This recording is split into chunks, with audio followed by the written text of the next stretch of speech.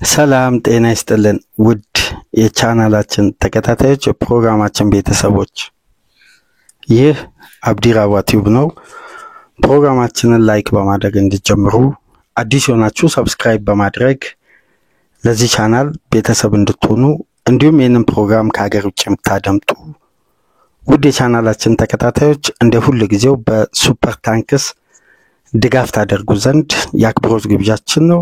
ከሀገር ውጭ የምታደምጡ ድጋፋችሁ በእጅጉ ያስፈልጋልና ድጋፍ እንድታደርጉ በድጋሚ በአክብሮት እየጋበዝን በዚህኛው ፕሮግራማችን የምንመለከተው ከትናንት ምሽት ጀምሮ በስፋት በትላልቅ ሚዲያ ሲዘገብ የነበረው ትናንትና እኛም በፕሮግራማችን አንስተን የተወያየንበት የፍሎሪያን ዊትዘ የዝውውር ሁኔታ ነው።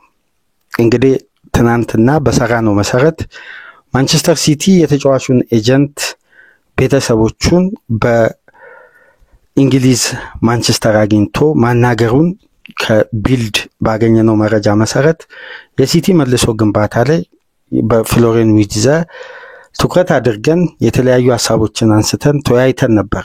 ነገር ግን አሁን ዝውውሩ መጠለፉን በመላው እንግሊዝ እንዲሁም የታመኑ የጀርመን ዘጋቢዎች በስፋት እያወጡ ነው የሚገኙት። የመጀመሪያው እንግዲህ ሪፖርት ይፋ የሆነው በክሪስቲያን ፍሊክ አማካኝነት ለባየር ሙኒክ ቅርብ ከሆኑ ዘጋቢዎች እንዲሁም ስለ ባየርን ሰፋ ያለ ሪፖርት በቢልድ የሚጽፈው ክሪስቲያን ፍሊክ ከዚህ ቀደም የተለያዩ ዝውውሮችን የተረጋገጡ መረጃዎችን ይፋ በማድረግ የሚታወቀው የነ ሃሪ ኬንን ራያን ግራቨንበርግ ወደ ሊቨርፑል የሚያደርገውን ዝውውር የተለያዩ የዝውውር ሁኔታዎችን ስለ ክለቡ ቀጣይ ፕላን በቅርብ ሳምንት ደግሞ ስለ ጆናታን ጣሃ ወደ ማንቸስተር ዩናይትድ ወደ ባርሳ ይሄዳል የሚባለውን ሩመርስ ወደ ባየር ሙኒክ ተጫዋቹ ለመዛወር መቃረቡን ቀድሞ ይሄ ዘጋቢ ይፋ ካደረገ በኋላ በቀጥታ እነ ፋብሪዚዮም ይሄን ጉዳይ ማረጋገጥ ችለዋል።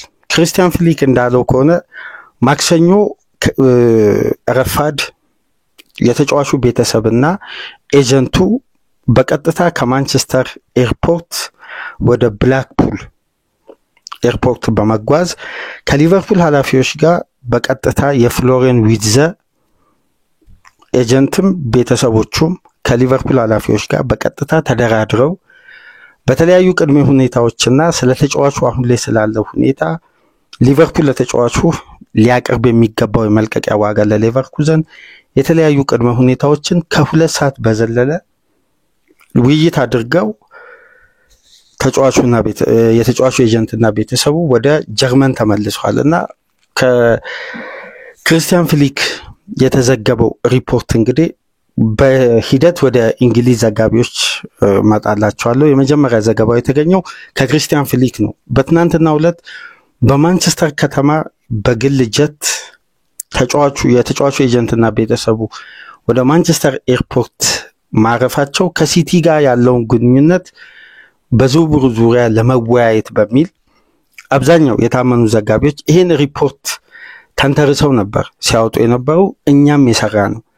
ነገር ግን ከማንቸስተር ኤርፖርት በቀጥታ ይሄ የግል ጀት ወደ ብላክፑል ነው ያረፈው። አሁን ላይ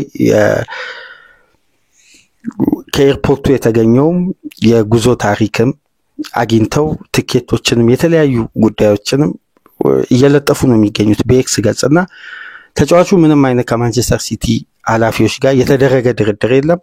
በቀጥታ የማክሰኞ ከሰዓት የነበረው የተጫዋቹ ተወካዮች ያደረጉት ቀጥተኛ ድርድርም ውይይትም ከሊቨርፑል ኃላፊዎች ጋር መሆኑ ተረጋግጧል። ይሄን እንግዲህ መጀመሪያ ይፋ ያደረገው ክሪስቲያን ፍሊክ ነው፣ የቢልዱ ዘጋቢ የባየር ሙኒክ ሪፖርተር። ምክንያቱም ሙኒክ የተጫዋቹ ከፍተኛ ፍላጎት ያለው ተጫዋቹን ለማስፈረም ጥረቶችን የጀመረ ከተጠናቀቀው የውድድር ዓመት አንስቶ ፍሎሪያን ዊትዘን ለማዘዋወር የሚፈልገው ክለብ ዝውውሩንም እየመራ የነበረው ባየር ሙኒክ ነው። ለዛ ነው ክሪስቲያን ፍሊክ ይሄን ዘገባ ሪፖርት ያደረገው። ከተወሰኑ ሰዓታት በኋላ እንግዲህ በተጨማሪም ከጀርመን የታመኑ ዘጋቢዎች መካከል የስካይ ጀርመኒ ወደ ስካይ ስፖርት ትልቁ ማዕከል የሚሰራው ፍሎሪያን ፕላተንበርግ ደግሞ የሊቨርፑል ኃላፊዎች ማክሰኞ ዕለት ከፍሎሬን ዊትዝ ተወካዮች ጋር ድርድር ማድረጋቸውን ድርድሩ ላይም የተነሱ ነጥቦችን አገኘው ባለው መረጃ መሰረት ይፋ አደረገ። በስተመጨረሻም እንግዲህ በዚህን ሰዓት በዓለም እግር ኳስ በዝውውር ላይ የታመነ ዘገባ በማውጣት የሚታወቀው እኛም በቴምብሌናችን ላይ ሶርሱን ሜንሽን አድርገናል፣ ገብታችሁ መመልከት ትችላላችሁ። ዴቪድ ኦርኒስተን በስተመጨረሻም የፍሎሬን ዊትዝና የሊቨርፑል ግንኙነት ከጀርመን የሚወጣው መረጃን ማረጋገጫ የሰጠው በዛ ላይ ደግሞ የታመነ ዘጋቢ መሆኑ በዚህ ዝውውር ሂደት ላይ ያሉትን እውነታዎች በአጠቃላይ ሪፖርቱን ዝርዝር ጉዳዮችን ይዞ መውጣት ችሏል። ከዛም በኋላ በሊቨርፑል ደግሞ የታመነው ዘጋቢ ፖል ጆይስ ዘ ታይምስ ከየርገን ክሎፕ ጋር የመጨረሻውን ኢንተርቪው ማድረግ የቻለው ይሄ የታመነ የሊቨርፑል ዘጋቢ አብዛኛው የሀገራችን ሚዲያ ስለ ሊቨርፑል ዘገባ ሲሰሩ ሪፖርቶች የሚመለከቱ ዘ ታይምስ የፖል ጆይስን ዘገባ ነው። 100% ያልተረጋገጠ ጉዳዮችን ይዞ የማይወጣ የታመኑ ዘገባዎችን ቢያንስ በሳምንት አንድ ከጨዋታ በኋላ የሚኖር ሪፖርት ከጨዋታ በፊት ሊኖር የሚችል አንድ የተለየ ዜና ካለ በዚህ ዘጋቢ አማካኝነት ነው የሚወጣው። ይሄ ጉዳይ እንግዲህ የምሽቱ ትልቁ መወያያ ርዕስ ሆኗል። ፍሎሬን ዊትዝን ለማዘዋወር ከየትኛውም ቡድን በላይ አሁን ላይ አድቫንስድ ስቴጅ በድርድሩ ላይም የሲቲንና የባየር ሙኒክን የዝውውር ሂደት በመጥለፍ ሊቨርፑሎች አንድን አጋጣሚ በመጠቀም ይህን ተጫዋች ለማዘዋወር ከየትኛውም ጊዜ በላይ ድርድሩን ገፍተው እንደሄዱ ቅድመ ሁኔታዎችን እንዳሟሉና አሁን ላይ የተጫዋቹ ውሳኔን ብቻ እየተጠባበቁ እንደሆነ ነው ዴቪድ ኦርኒስት ያረጋገጠው። ተጫዋቹን እንግዲህ ሊቨርፑሎች ላለፉት 2 የውድድር ዓመት ሲከታተሉት እንደነበርና ከተጫዋቹ ጋር የተደረጉ ድርድሮች ባይኖሩ እንኳን ስለመልቀቂያ ሂሳቡ ባለፈው ወር የሊቨርፑል ዋናው ሲኢኦ ማይክል ኤድዋርድ በአዲሱ ፕሮጀክት የመጀመሪያ ኢላማቸው የፍሎሬን ዊትዝ አይነት ወጣት ተጫዋቾችን የ23 ዓመት ጀርመናዊን አማካይ በማምጣት የረጅም ጊዜ አገልግሎትን በረጅም ጊዜ ኮንትራት ሪስክ ያለውን ከፍተኛ ክፍያ በመክፈል ወደ እንግሊዝ እግር ኳስ ማምጣት እንደሚፈልጉ በተደጋጋሚ ለባየር ሌቨርኩዘን ጥያቄዎችንም ስለ ተጫዋቹ ወቅታዊ ሁኔታ የባየር ሌቨርኩዘንንም አቋም ደጋግሞ ጠይቋል። በተለይ ደግሞ ያለፈው ሳምንት ሊቨርፑሎች ከጀርሚ ፍሪፖንግ ጋር የመጀመሪያ ድርድር በሚያደርጉበት ወቅት ስለ ተጫዋቹ አንዳንድ ሁኔታዎች ከሊቨርኩዘን ጋር ድርድር አድርገው አሁን የተጫዋቹን ኤጀንትና ተጫዋቹን የማግባባት ስራ ነው ያዙት። እንደ ምክንያት የተገለጸው እንግዲህ በዋነኝነት ተጫዋቹ ውሳኔውን እንዲያሳልፍ ይሄ ውድድር ዓመት እስከሚጠናቀቅ ይጠበቃል። በጀርመን የሚቆይ ከሆነ የባየር ሌቨርኩዘን ትልቁ ፍላጎት በሌቨርኩዘን እዛው ማቆየት ነው። ካልሆነ ግን ለተቀናቃኝ ክለብ ለባየር ሙኒክ መሸጥ በፍጹም አይፈልጉም። ነገር ግን የአንድ ጀርመናዊ ትልቁ ዓላማ ወይም ትልቁ ግብ የሚሆነው ባየር ሙኒክ መጫወት ነው። ሌቨርኩዘኖች ግን ለተቀናቃኝ ክለብ ተጫዋቹን ካበቁ በኋላ መሸጥ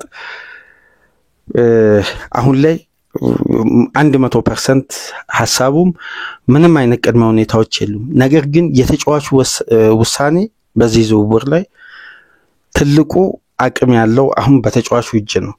ሊቨርፑል ባየር ሌቨርኩዘን ያስቀመጠውን 150 ሚሊዮን ዩሮ ወደ 127 ሚሊዮን ፓውንድ ለመክፈል አሁን ላይ ዝግጁ ነው። እስከ 2028 ነው ኮንትራቱ የሚቆየው።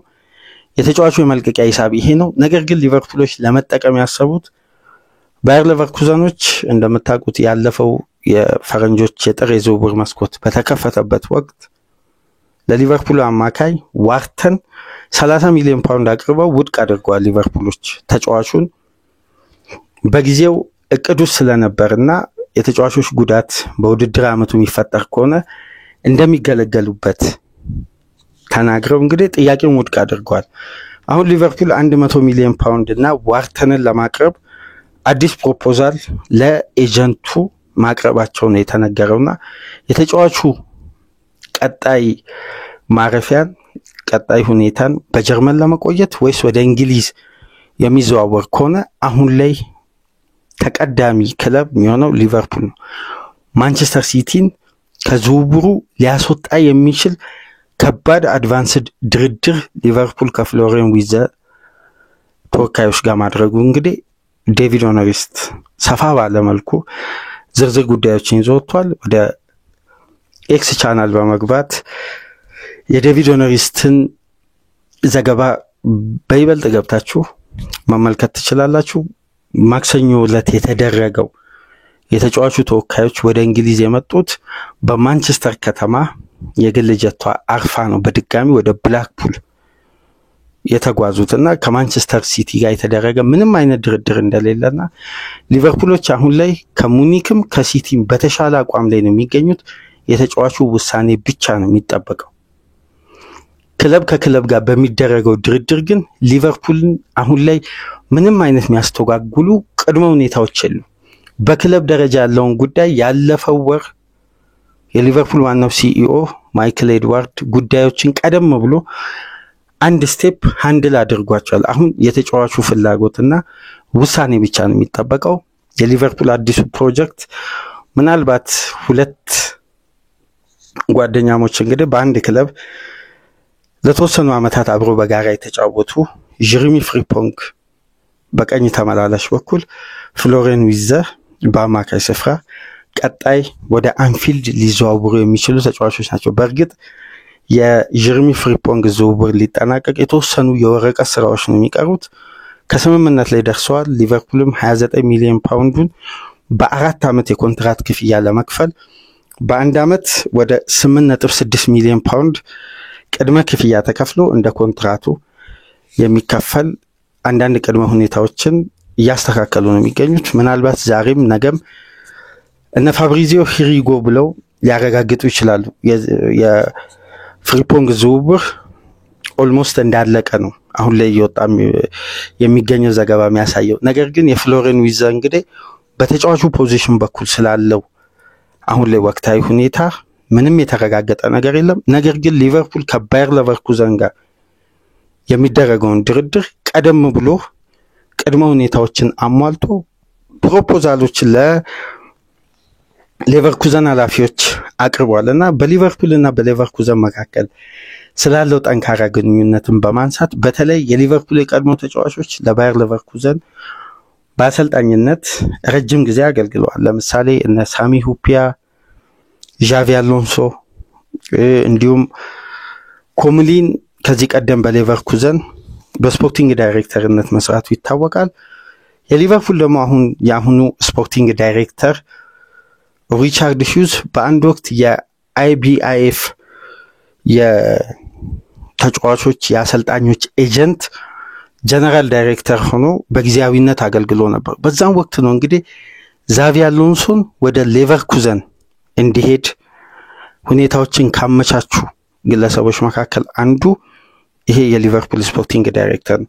እንደምታውቁት በቀላሉ ነበር አንቶኒዮ ያሮላን ወደ በርንማውዝ ማምጣት የቻለው በዚህ ካምፓኒ ካለው ትስስርና ግንኙነት የተነሳ እንግዲህ እንዲህ አይነት አጋጣሚዎችን አድቫንቴጆችን ተጠቅሞ ማለት ነው። አሁን ደግሞ የፍሎሪያን ዊዝ ኤጀንት ከዚህ ቀደም በዚህ ካምፓኒ ውስጥ የነበረ ባለፈው አመት ነበር በግሉ የተጫዋቾች ኤጀንት በመሆን ተነጥሎ መውጣት የቻለውና አባትየው ደግሞ በይበልጥ የተጫዋቹ ቀጣይ ማረፊያ ቀጣይ ህይወት በቅርብ ርቀት የሚከታተል በዝውውሩም በኮንትራቱም ጉዳይ በቀጥታ ተሳታፊ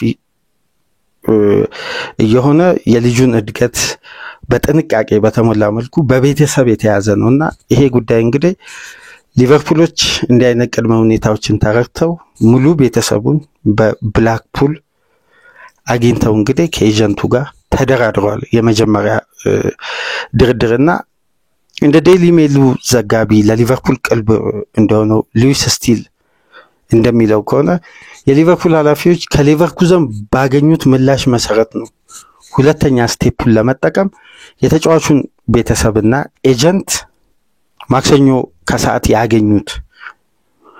ይሄ ደግሞ ምናልባት ከሌቨርኩዘን የተሰጣቸው ፍቃድ ባይኖር ኖሮ ሊቨርፑሎች በዚህ ርቀት ተጉዘው የተጫዋቹን ሁኔታ አይከታተሉም ነበር። ነገር ግን በዝውውሩ ላይ አንድ ስቴፕ ለመጓዝ ስላሰቡ ነው በቀጥታ ፊት ለፊት ድርድር ያደረጉት የሚል ምሽት ላይም ዘገባ ወጣና በአጠቃላይ ሚዲያውን ካያችሁት የፍሎሪያን ዊርትዝን ዝውውር ሊቨርፑል ከባየር ሙኒክ እና ማንቸስተር ሲቲ መጥለፉን ነው የሚዘግቡት። ስለዚህ በቀጣይ ምን ሊፈጠር ይችላል የሚለውን ይሄ ዝውውር ሂደት እንግዲህ አነጋጋሪ ሆኗል። ትናንትና በጀርሚ ፍሪፖንግ ዝውውር ዙሪያ በሰራንበት ወቅት አንድ ሐሳብ አንስተን ነበር። ሊቨርፑል በፋይናንስ ስርዓቱ አሁን ላይ ከየትኛውም ክለብ በላይ የተረጋጋ ሂሳብ መዝገብ ያለው ትርፋማ የሆነ 3 የዝውውር መስኮቶችን ያልተሳተፈ ትላልቅ የስፖንሰርሺፕ ገቢዎችን እንዲሁም የፕሪሚየር ሊግ አሸናፊ መሆኑን ተከትሎ የሚያገኘው ገቢ በተጨማሪም ደግሞ ከአዲዳስ ጋር የተደረገው ውል በቀጣይ ሳመር ለሚመጣው ትልቁ የዝውውር መስኮት ሊቨርፑልን በእጅጉ ክለቡን ለማጠናከር ይጠቅመዋል። ስለዚህ ቴክኒካሊ በተረጋጋ ሁኔታ የሚወሰኑ በርካታ ውሳኔዎች አሉ። በጀት ስላለ ዝውውሩ ላይ በቀጥታ ሊቨርፑል እየተሳተፈ ስለሆነ የትኛውንም ተጫዋች ያመጣል ማለት አይደለም። እንደነዚህ አይነት ኃላፊነት ያለበት ረጅም ጊዜ የታሰበ ክለቡን በአዲስ መልኩ አቀናጅቶ ለቀጣይ የውድድር ዓመት ለማብቃት እንዲህ አይነት ዝውውሮችን ለማድረግ እንግዲህ ቅድመ ዝግጅት እያደረጉ ነው። ምናልባት ይሄ የዘንድሮ የውድድር ዓመትን ያሸነፈው ስብስብ ውስጥ የመጀመሪያው መሰረት የተጣለው የዛሬ 7 ዓመት ነው። አሊሰን፣ ቫንዳይክን የተለያዩ ተጫዋቾችና አንዲ ሮበርትሰንን በማምጣት ግንባታው የተጀመረው በአሁኑ ሲኢኦ ማይክል ኤድዋርድ አማካኝነት ነው። አሁን እንግዲህ ከ7 ዓመት በኋላ ሊቨርፑል ቤት አንዳንድ ስር ነቀል ለውጦች በዘንድሮ የውድድር ዓመት ጨምሮ ከክሎፕ እስከ ላይ ድረስ አስተዳደራዊ ጉዳይ ድረስ በርካታ ለውጦች ተደርገዋል። አሁን ወደ ቡድን ግንባታ ውስጥ ስለገቡ ጥገናዊ ለውጡ ሊቨርፑልን ለቀጣይ ድል የሚያሸጋግር እንጂ ሽግግር ላይ የሚቆይ ቡድንን አይደለም። ስለዚህ እንዲህ አይነት በክላስ ደረጃ የሚታሰብ ዝውውሮች በሊቨርፑል ቤት ሊደረጉ እንደሚችሉ የመጀመሪያ ፍንጭ የሰጠው የዚህ ተጫዋች ጉዳይ ነው። እንደ ኒኮላስ ዘገባ ከሆነ ደግሞ ተጫዋቹ አሁን ላይ በጀርመን የሚቆይ ከሆነ ቆይታው ሊሆን የሚችለው ባየር ሌቨርኩዘን ነው። ከጀርመን ውጪ ግን የሚመለከት ከሆነ ሊቨርፑል 100% የተጫዋቹ ማረፊያ ይሆናል ነው የሚለው የስካይ ስፖርቱ ዘጋቢ። ወደ ዩቲዩብ ገብታችሁ በስካይ ስፖርት የኒኮላስን ዘገባ ማመልከት ትችላላችሁ። በተለይ ደግሞ የሊቨርፑል የፋይናንስ ስርዓት ምንም ባልተዛነፈ መልኩ ይህን ተጫዋች ለማዘዋወር የሚሆን በቂ የሂሳብ ክፍተት አላቸው። በተለይ ደግሞ የሊቨርፑሎች ትልቁ አድቫንቴጅ ሞርተንን የዝውውሩ አካል ለማድረግ ማሰባቸው ነው።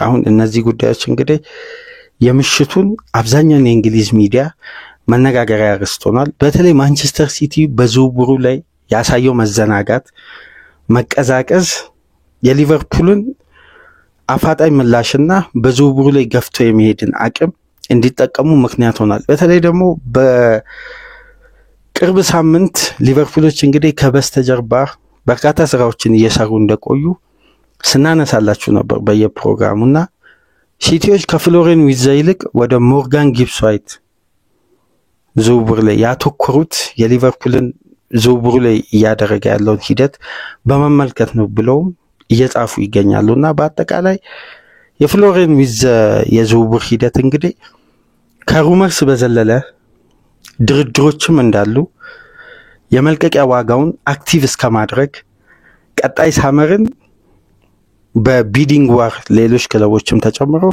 ሙኒክም እንግዲህ በሚታወቅበት ጥንካሬው ዝውውሩ ላይ በመግባት የዚህን ተጫዋች የዝውውር ሂደት ከመጥለፉ ቀደም ብለው ሊቨርፑሎች እንግዲህ ሙኒክን ከዝውውሩ ሊያስወጣ የሚችል ድርድር እያደረጉ ነው የሚገኙት። ምናልባት በቀጣይ ቀናት ውስጥ አንድ ትልቅ መረጃ ልንሰማ እንችላለን። ምናልባት ደግሞ ከስምምነት ላይ ሊደርሱ ይችላል።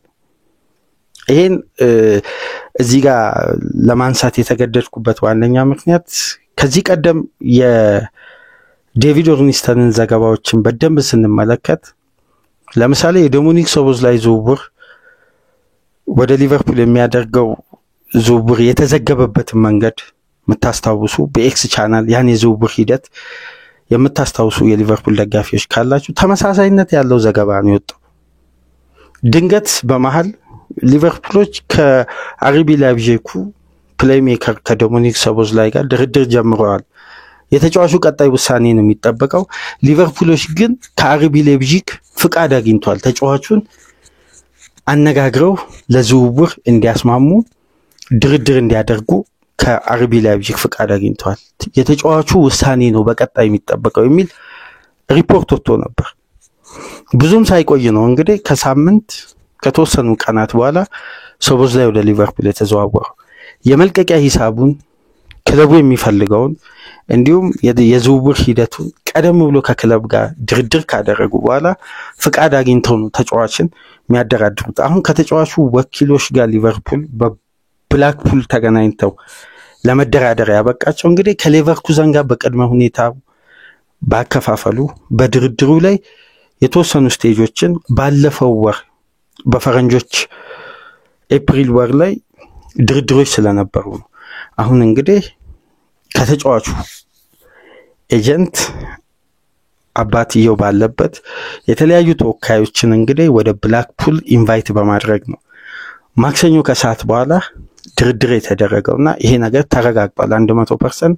በጀርመንም እንዲሁም በእንግሊዝ በሚገኙ ሚዲያዎች ይፋ ሆኗልና ሊቨርፑሎች አስፈሪ ግንባታ የማድረጋቸው ነገር የማይቀር ይመስላል። ምክንያቱም ከወዲሁ የሊቨርፑሎች ስም ተያይዞ የሚነሳበት ደረጃ እንኳን በጣም በላቀ ክላስ ባላቸው ተጫዋቾች እንደ ቡድን የወትሮ አይነት ዝውውር ሳይሆን ጠንካራ ሊቨርፑልን ረጅም ጊዜ ሊያገለግሉ የሚችሉ ነገር ግን ደረጃቸው እንደበፊት መካከለኛ ሳይሆን ወይም ተጫዋቾች በማጎልበት ለትልቅ ስቴጅ ከማብቃት ይልቅ ክላሳቸውን የጠበቁ ተጫዋቾች ማዘዋወር ነው። ይሄ እንግዲህ ለአንድ የዝውውር መስኮት የሚደረግ ነው። እንግዲህ በሊቨርፑል ቤት እንዲህ አይነት ዝውውር ይቀጥላል ብሎ አይጠበቅም። ምክንያቱም ከዛም በኋላ የፋይናንስ ስርዓቱ ማረጋጋት ነው።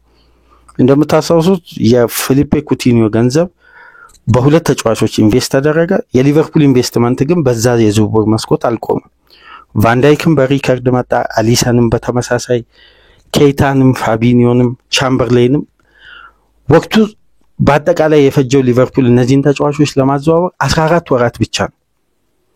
በእነዚህ 14 ወራት ውስጥ ምናልባት በጊዜው የተዘዋወሩበት የዝውውር መስኮት የተለያየ ወይም የተቆራረጠ ስለሆነ ቫንዳይክ 2017-18 ጃንዋሪ ላይ ሲመጣ በቀጣዩ አሊሰን፣ ኬይታ፣ ፋቢኒዮ ከቫንዳይክ ቀደም ብሎ ደግሞ አሌክስ ኦክስሌድ-ቻምበርሊን የመጣበት ወቅት ነገር ግን በ14 ወራት ውስጥ ነበር እነዚህን 5-6 ተጫዋቾች ወደ ስብስቡ ያካተቱ እና ጀርዳን ሻኪሪን ጨምሮ።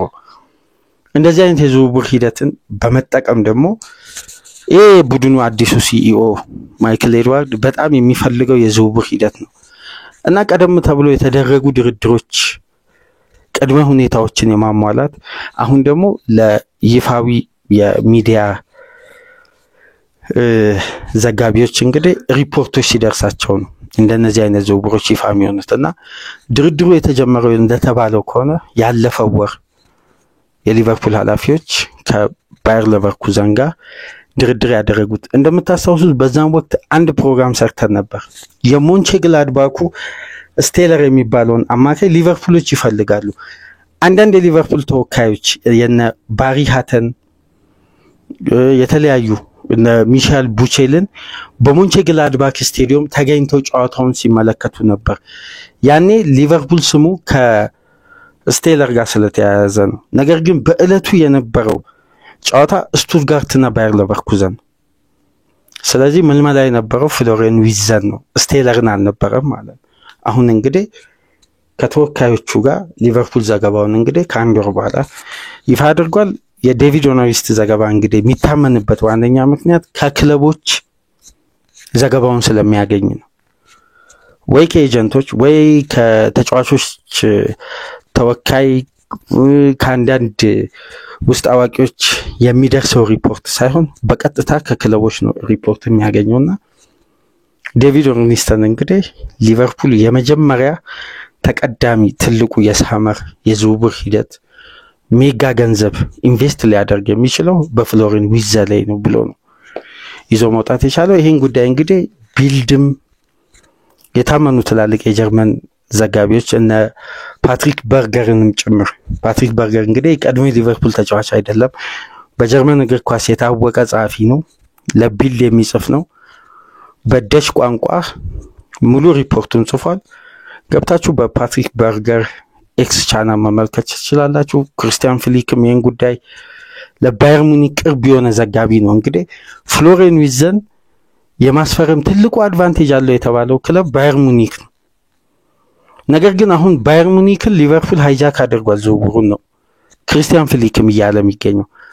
እስከ እንግሊዝ ድረስ ቤተሰቡን ኢንቫይት አድርጎ ስለ ተጫዋቹ ቅድመ ሁኔታና አንዳንድ የዝውውር ሂደት ተወካዮችን አናግሯል። ይህን ደግሞ ፍቃድ ያገኘው በቀጥታ ከባየር ሌቨርኩዘን ነው። ምክንያቱም ኮንትራት ያለውን ተጫዋች አንድ ክለብ በቀጥታ አግኝቶ ለማደራደር ያለ ክለቡ ፍቃድ በህጉ መሰረት ያስጠይቋል፣ ያስከስሰዋል። እንደምታስታውሱት ሊቨርፑል ቫንዳይክን መጀመሪያ 2017-18 ሳመር ላይ ለማስፈረም በሚያደርገው ጥረት 49 ሚሊዮን ፓውንድ ብቻ ነበር የሚከፍለው። ነገር ግን ሳውዛምፕተን ለኤፍኤው ይግባኝ አስገብቶ ነበር። ተጫዋቾችን ያለኔ ፍቃድ ሊቨርፑሎች እየተደራደሩ ነው በሚል ሊቨርፑል ላይ ክስ መስርቶ ነበርና ሊቨርፑል ዝውውሩን አቋርጦ ጃንዋሪ ላይ ባስቀመጡት ሪሊዝ ክሎዝ ምክንያት ነው እንግዲህ 75 ሚሊዮን ፓውንድ ሊቨርፑል ላይ ከፈለው።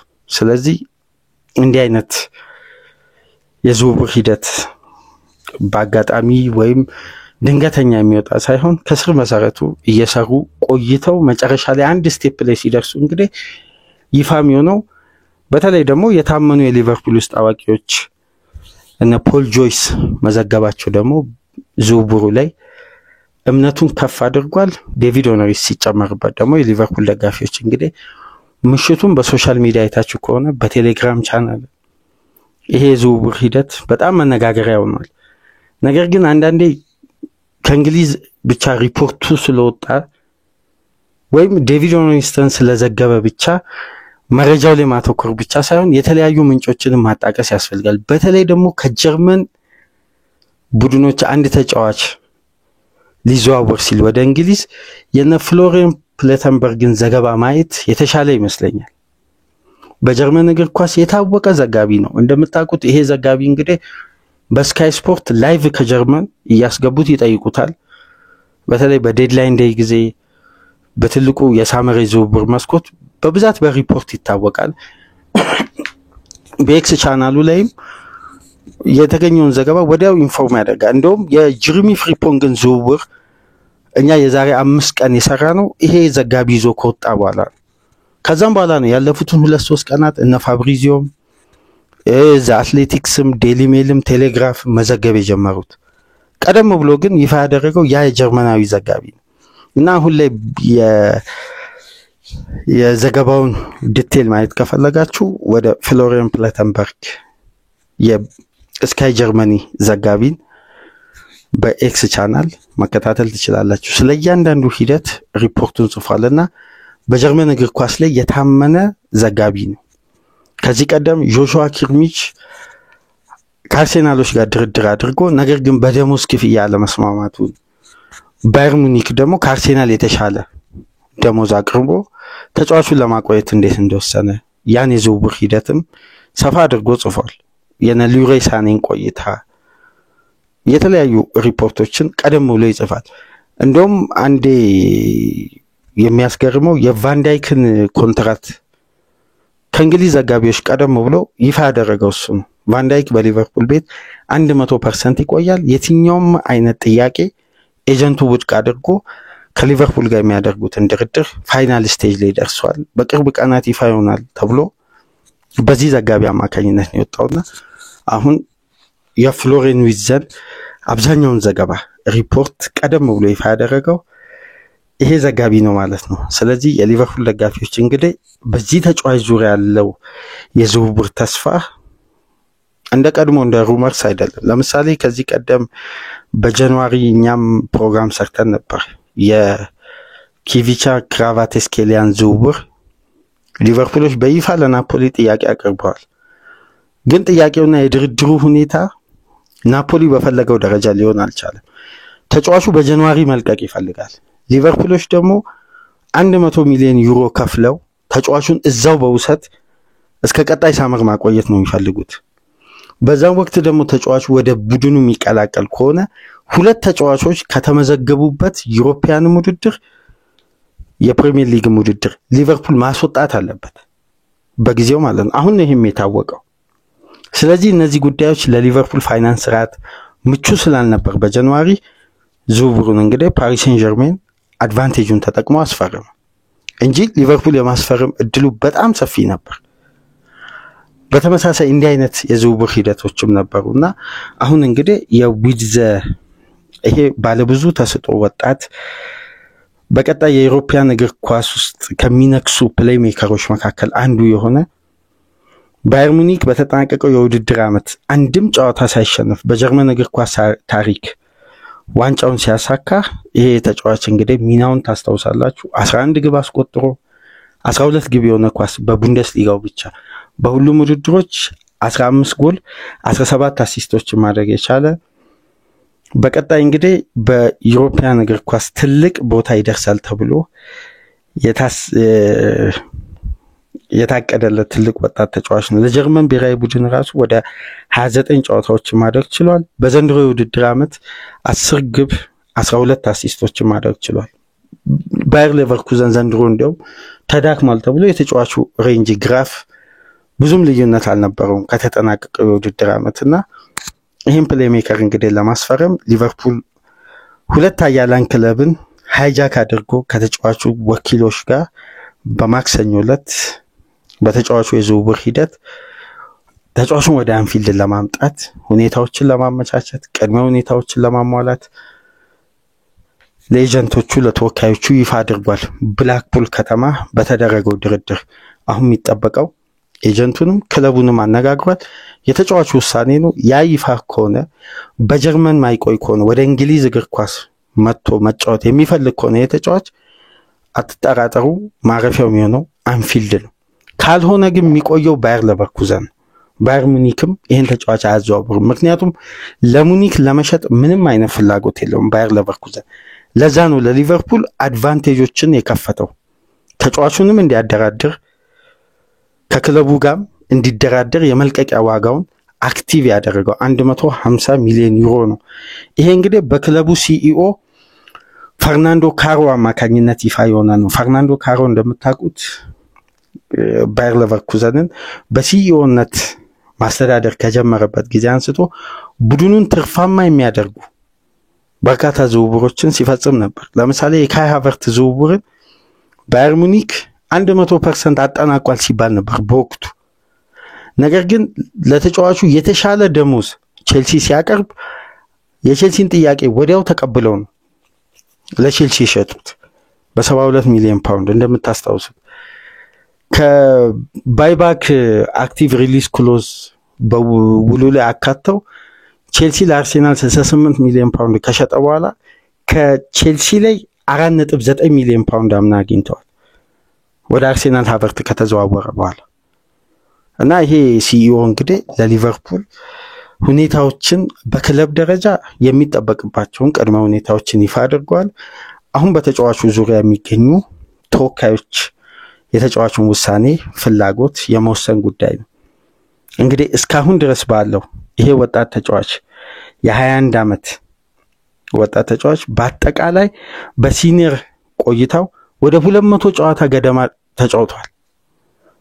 የሚያስገርመው የፍሎሪያን ዊድዝ እድገት ቀላል የሚባል አይደለም። ገና 21 ዓመቱ ነው። በጀርመን ብሔራዊ ቡድን እንደምታውቁት ዩሮ ላይ ተሳታፊ ነበር። መመረጥ የጀመረው በጆአኪም ሎህ ጊዜ ነው። ያለፉትን 2 የውድድር ዓመት ከጉልበት ጉዳት እንደምንም አገግሞ የሚያስገርም እድገት ነው ይሄ ወጣት ተጫዋች ሲያሳየ ነበር። 200 ጨዋታ አካባቢ መጫወት ከቻለ በኢንተርናሽናል ፉትቦል ደረጃ ገና 21 ዓመቱ ነው። ሊቨርፑል ይሄን ተጫዋች የሚያገኝ ከሆነ እንግዲህ ለቀጣይ ምን ያክል ጊዜ ተጫዋቹ ሊጠቀም እንደሚችልና ለአርነ ስሎት የክሬቲቪቲ ጥረት በተለይ በሊቨርፑል አጫወት ከአማካዩ ተከላካዩን ከአጥቂው ጋር የማገናኘት ቴክኒክ እንደ ቡድን ይሄ ፓሲቭ ፓሰርን በተለየ ሁኔታ በተናጠል የማካሊስተርን አገልግሎት ይጠቀማል። አልፎ አልፎ ደግሞ የትሬንት አሌክሳንደር አርኖልድ ይቅርታ በ21 ዓመቱ ላይ ነው ይሄ ተጫዋች ወደ 200 የሲኒየር ጨዋታ ማድረግ የቻለው። አሁን 22ኛ ዓመቱን ባለፈው ወር መያዝ ችሏልና ፍሎሪያን ዊትዝን ለማስፈረም ከባየር ሙኒክ ከማንቸስተር ሲቲ ጋር ሊቨርፑል በቀጥታ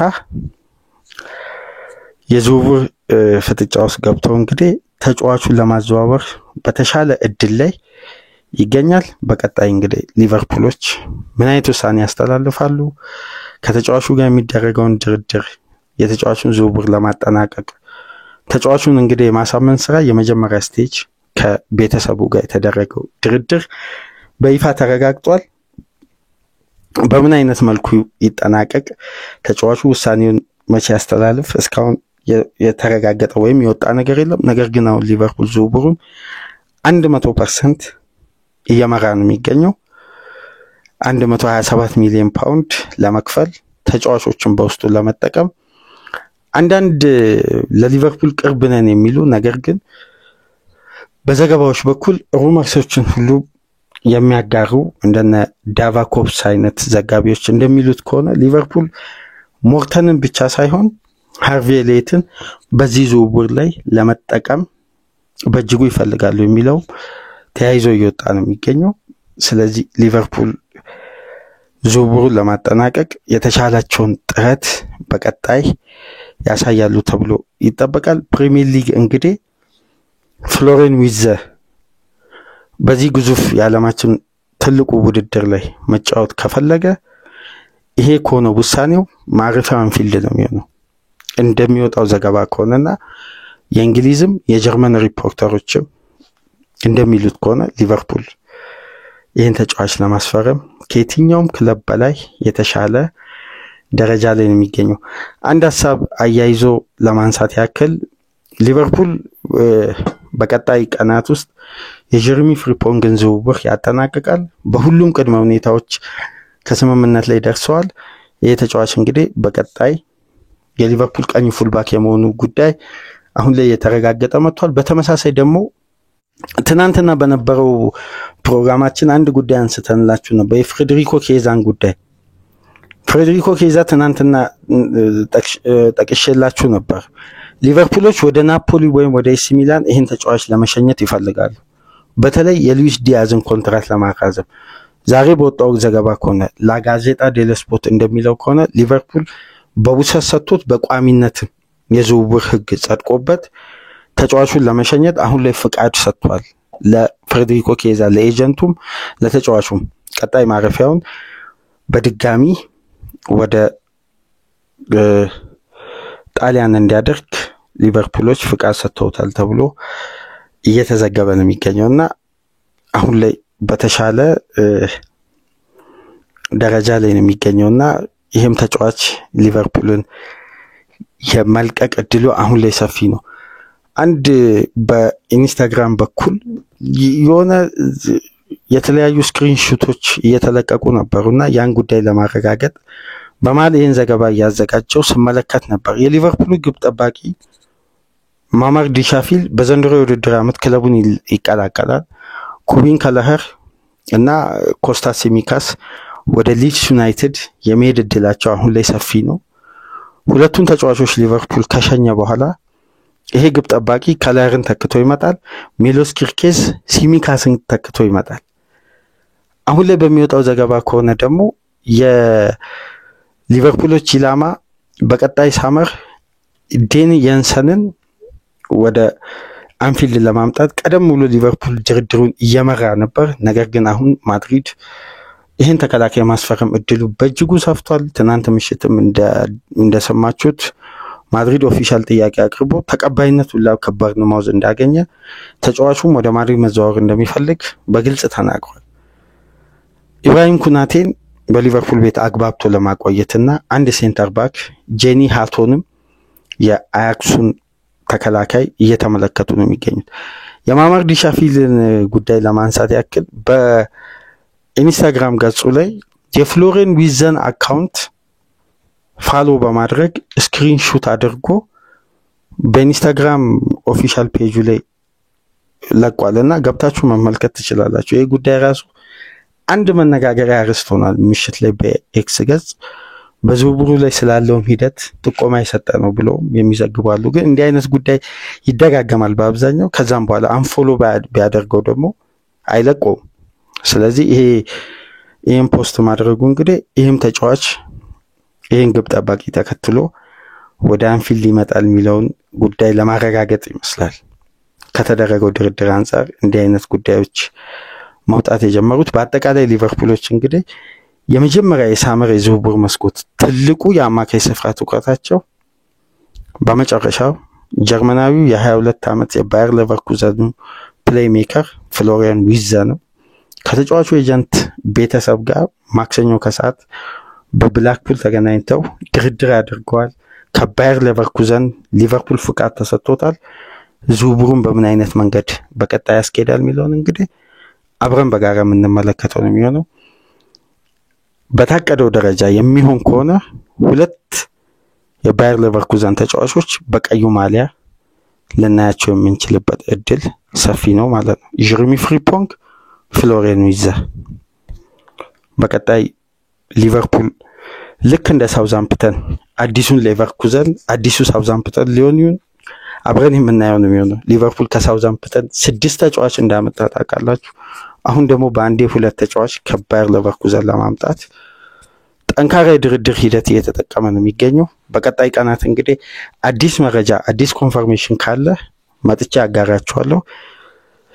ይሄ ግን እንደ ቀልድ ወይም ከዚህ ቀደም እንደሚወጣ ሩመርስ እንዳልሆነ የታመኑ ዘጋቢዎችም ሪፖስት እያደረጉ ነው። የኦነሪስትን በአብዛኛው ዘገባችንን ጥቆም አድርገን የምናነሳው ከሊቨርፑል በኩል አንዳንድ ዘገባዎችን ስንሰራ ጄምስ ፒርሰን ነው። ጄምስ ፒርስ ይሄን ፖስት ሪፖስት አድርጓል። ከዚህ ቀደም ስለ አንድ ዝውውር ሂደት ሊቨርፑል ስሙ ተያይዞ ሲወጣ ያንን ጉዳይ የኤክስ ምልክት በማድረግ ይሄ ተጫዋች በሊቨርፑል ዝርዝር ውስጥ የለም ወይም በሊቨርፑል ራዳር ውስጥ የለም በማለት ማረጋገጫ ይጽፋል። አጭር ትዊት። አሁን ግን የኦርኒስተንን ፖስት በራሱ የኤክስ ቻናል ሪፖስት አድርጎታል። እነ ቤን ጃኮብስም እየተቀባበሉት ነው። ከይቅርታ ጋር አንድ አድማጫችን እንግዲህ ምሽት ላይ በኮሜንት መስጫ ላይ ስለ ጀረሚ ፍሪምፖንግና ስለ ትሬንት አሌክሳንደር አርኖልድ ባወራነው ስታቲክስ ላይ አንዳንድ ጥያቄዎችን አቅርቦልን ነበር። በማክሰኞ ምሽት ይወጣ የዴሊ ሜልን ሪፖርት ወደ ኋላ መለስ ብለ ውድ አድማጫችን ተመልከትና እዛ ላይ ያለውን ቁጥራዊ መረጃ ነበር ለእናንተ ያጋራሁት። ወይም ከራሴ ያመጣሁት ቁጥራዊ መረጃ አይደለም፣ ወይም ያንን ማትሪክስ የመስራት አቅሙ የለኝም እኔ። ገብተህ መመልከት ትችላለህ። ካልሆነ ደግሞ ቪዲዮዎችን በመመልከትም መረዳት ትችላለህ። የዴሊ ሜል ሪፖርትን ብትመለከት ደግሞ ወደ ውስጥ ያለምንም ክፍያ ነው እነዚህን ስታቶችን ማግኘት ትችላለህ። ካልሆነ ደግሞ የትራንስፌር ማርኬት ኦፊሻል ፔጅ በኤክስ ገጽ ገብተህ በጀረሚ ፍሪምፖንግና ትሬንት አሌክሳንደር አርኖልድ መሃል ስላለው ቁጥራዊ መረጃ በይበልጥ ዝርዝር ጉዳዮች አሉ። ወረድ ብለህ ሰፊ ትንተና አለበት። ለተሻለም አንዳንድ ጉዳዮች እዛ ላይ ስለወጣ ያን ሪፖርት ቼክ ማድረግ ትችላለህ። በሰጠን አስተያየት ከልብ እናመሰግናለን። ፕሮግራማችንን ላይክ አድርጉ። አዲስ የሆናችሁ ሰብስክራይብ በማድረግ ከሀገር ውጭ የምታደምጡ ደግሞ በእጅጉ ድጋፋችሁ ያስፈልገናል። በሱፐር ታንክስ ድጋፍ ታደርጉ ዘንድ ያክብሮት ግብዣችን ነው። ፍሎሪያን ዊርትዝና ሊቨርፑልን የተመለከተውን ዝውውር ሰፋ ላለ ደቂቃ በእንዲመልኩ ከእናንተ ጋር ቆይታ አደረግን። ከዚህ ፕሮግራም በመቀጠል እንግዲህ ጆአው ፔድሮ ማረፊያው ሊቨርፑል ወይስ አርሴናል ወይስ ቼልሲ ቴሌግራፍ ይዞ የወጣው ሪፖርት አለ። እሱን ደግሞ ምናጋራችሁ ይሆናል። በጆአው ፔድሮ ሪፖርት ተመልሰን እንመጣለን። ሰላም ቆዩ።